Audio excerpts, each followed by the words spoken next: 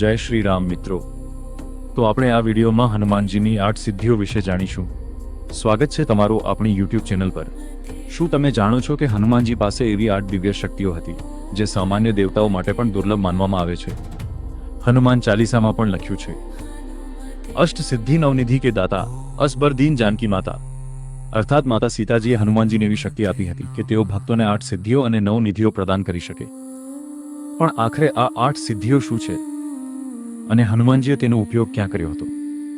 આજના આ વિડીયોમાં આપણે જાણીશું હનુમાનજીની રહસ્યમય અને ચમત્કારી 8 સિદ્ધિઓ વિશે।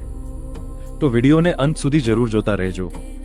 એક અણિમા સિદ્ધિ। અણિમા સિદ્ધિ અણિમા એટલે પોતાની કાયાને અણુ જેટલી નાની બનાવી દેવાની શક્તિ। જ્યારે હનુમાનજી લંકામાં સીતા માતાની શોધ કરવા ગયા હતા ત્યારે તેમણે પોતાનું સ્વરૂપ ખૂબ નાનું કર્યું હતું જેથી કોઈ રાક્ષસ તેમને જોઈ ન શકે। આ શક્તિ દર્શાવે છે કે સાચી તાકાત માત્ર મોટી દેખાવામાં નથી પરંતુ જરૂર મુજબ બદલાવામાં છે। બે મહિમા સિદ્ધિ। મહિમા સિદ્ધિ મહિમા એટલે શરીરને અત્યંત વિશાળ બનાવી દેવાની શક્તિ। સમુદ્ર ઓળંગતા પહેલા હનુમાનજીએ પર્વત જેટલું વિશાળ સ્વરૂપ ધારણ કર્યું હતું। લંકા દહન વખતે પણ તેમનું વિરાટ સ્વરૂપ જોવા મળ્યું। આ સિદ્ધિ હિંમત અને આત્મવિશ્વાસનું પ્રતીક માનવામાં આવે છે। 3 ગરિમા સિદ્ધિ। ગરિમા સિદ્ધિ ગરિમા એટલે પોતાના શરીરને અત્યંત ભારે બનાવી દેવાની શક્તિ।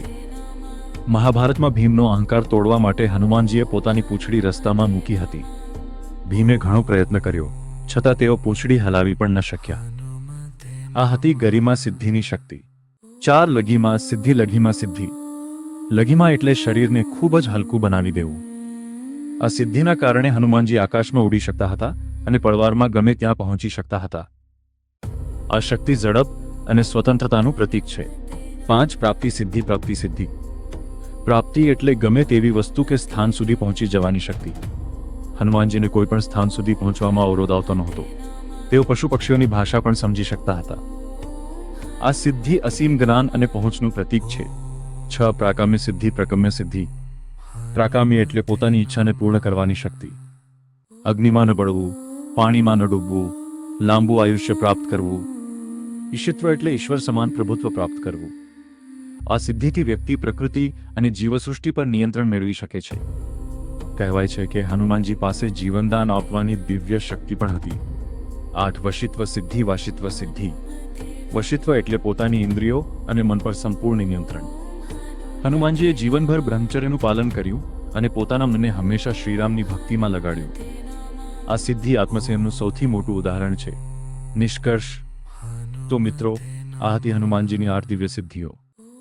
પણ સૌથી મોટી વાત એ છે કે એટલી અસીમ શક્તિ હોવા છતાં હનુમાનજી હંમેશા વિનમ્ર રહ્યા અને પોતાને શ્રીરામના દાસ ગણાવ્યા। આપણે પણ જીવનમાં શક્તિ સાથે નમ્રતા રાખવી જોઈએ। જો તમને આ માહિતી ગમી હોય તો વિડીયોને લાઈક કરો, શેર કરો અને ચેનલને સબસ્ક્રાઇબ કરવાનું ભૂલતા નહીં અને કમેન્ટમાં જરૂર લખજો। જય બજરંગબલી। મળીએ આગામી વિડીયોમાં।